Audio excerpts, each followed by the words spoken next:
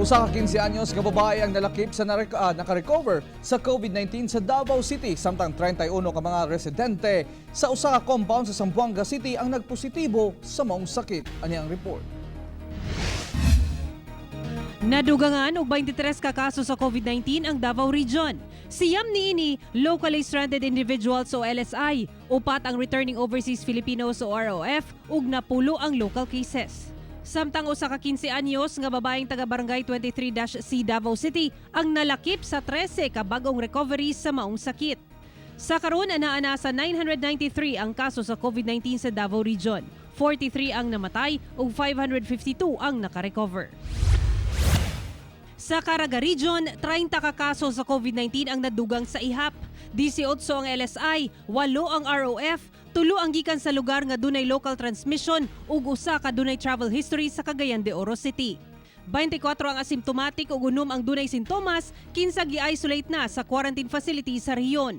Sa karon, 245 na ang kaso sa COVID-19 sa Caraga Region. Sa General Santos City, 5 ka confirmed COVID-19 positive cases ang nadugang sa syudad. Silang tanan, pulos mga LSI nga nakauli sa syudad pinaagi sa hatid tulong program sa gobyerno. Ang duha gikan sa Cebu City, samtang ang tulo gikan sa Manila. Sa karon anaa na sa 14 ang kaso sa General Santos City ug duha niini naka-recover na. Sa Zamboanga City, 31 ka mga residente sa usa ka compound sa Barangay Santo Niño ang nataptan og COVID-19. 16 niini, wala pa nabalhin sa isolation facility sa syudad kay wala nay bakanteng kwarto. Matud ni Barangay Chairman Joseph Delena, nabalaka na sila sa padayong pagsaka sa kaso sa COVID-19 sa lugar. June 17, dihang gilockdown ang lugar ug hangtod karon, naka-lockdown gihapon tungod sa nagkadaghang kaso sa maong sakit.